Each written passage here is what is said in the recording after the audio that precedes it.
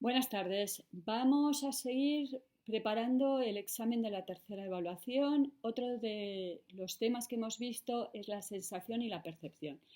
Y para variar, en vez de dividirlo en cuatro o en tres, voy a dividirlo en dos. Eso sí, mis parrafitos serán un poquito más largos.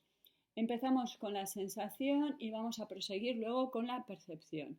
A ver, ya os dije que esto es un poquito arbitrario. Simplemente en mi primer parrafito voy a hablar de las teorías filosóficas y en mi segundo parrafito voy a hablar de las teorías psicológicas.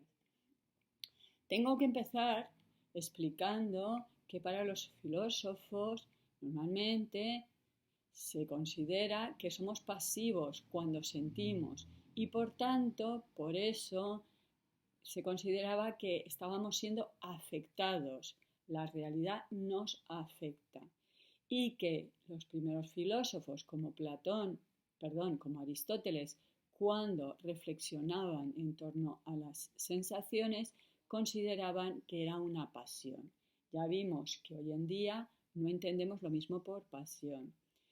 Y ya vimos que en principio pasión podía ser un término neutro, simplemente aquello que yo padezco, pero enseguida Aristóteles le da connotaciones negativas porque las pasiones pueden ser alteraciones que sobre el sujeto, incluso infortunios y penas grandes.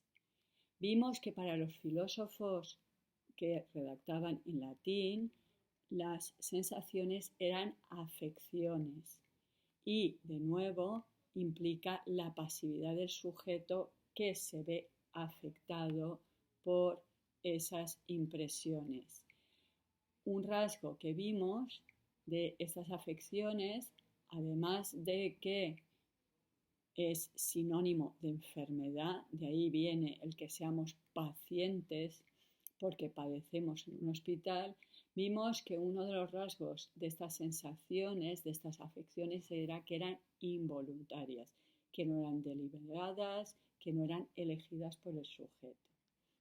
Otra de las características, obviamente negativas, porque estamos viendo que todas estas características eran muy negativas para los filósofos, es que las sensaciones, las afecciones eran pasajeras, no eran estables, no eran permanentes. En el siglo XVII, por ejemplo, un filósofo, ya vimos, Descartes, confunde las sensaciones y los sentimientos, llega a decir el color y otros sentimientos.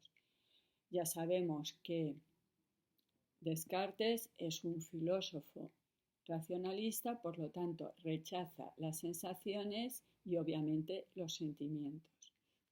¿Cuál es el problema de los sentimientos, de las sensaciones? Además de que son alteraciones involuntarias, pasajeras, que son subjetivas.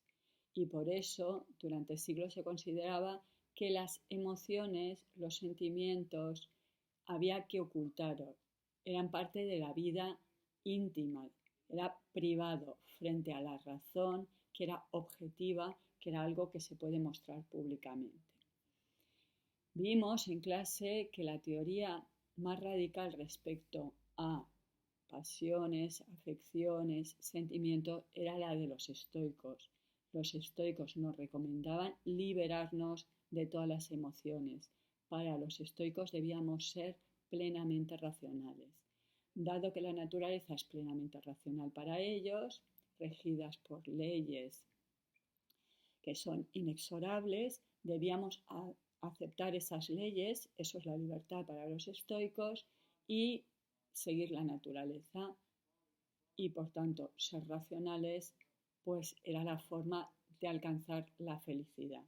Ya vimos que la felicidad para ellos era la ataraxia, la imperturbabilidad, que puede que para nosotros hoy en día nos parezca una felicidad un poquito rara.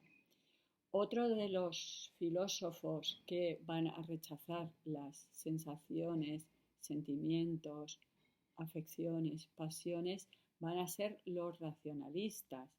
¿Y por qué? Porque ya hemos visto que lo que pretenden es hacer de la ética, Spinoza, un problema matemático, acuerdo? Describir los afectos como si fueran líneas, como si fueran curvas, como si fuera un problema de matemáticas. Vamos con las teorías de la percepción y me han salido todas a la vez. Bueno, tampoco es que se vea mucho, ¿no? Lo siento. Bueno, pues, ¿qué teorías conocemos? Bien, ya vimos que el primer psicólogo que convierte la psicología en una ciencia experimental es Wundt, que es un señor de finales del siglo XIX y que va a introducir la teoría asociacionista. ¿Qué es esto de la teoría asociacionista? Considerar que la percepción es el cúmulo de sensaciones, ¿de acuerdo? Y aunque William Wundt tiene el mérito de haber convertido la psicología en una ciencia, su teoría ha sido rechazada. Ha sido rechazada por la escuela de la forma. La escuela de la forma, vimos, es una teoría que sostiene que el todo es antes que la parte y el todo tiene más que la parte. Según la escuela de la forma o la Gestalt, nosotros, los sujetos, cuando percibimos, configuramos las sensaciones en un fondo y una figura. Y no solo eso, sino que organizamos nuestras percepciones por leyes, por ejemplo, de proximidad, de semejanza, de cierre. Esta forma de organizar por cierre nos muestra que nosotros vemos más de lo que realmente está en la percepción. Esta teoría es vigente en la actualidad, se acepta, pero se considera que es parcial. ¿Por qué? Porque no tiene en cuenta los aspectos subjetivos de la percepción. Para ello vamos a hablar de la teoría funcionalista de William James.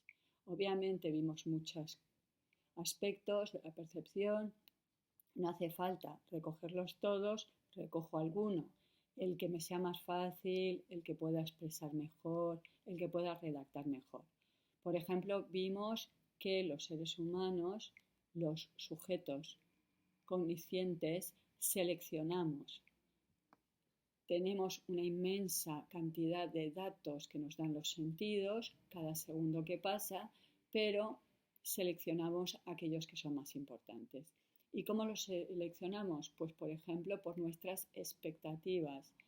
Decíamos, por ejemplo, que si tenemos hambre nos vamos a fijar en ciertos estímulos y no en otros. Pero también vimos que la cultura nos afecta.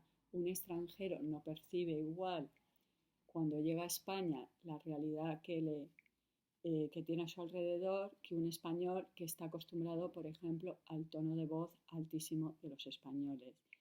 Y para terminar podemos hablar de la prise de significación que vimos, que es la teoría de un psicólogo, Michelet, que considera que hasta que no podemos ponerle una palabra, realmente no hay percepción.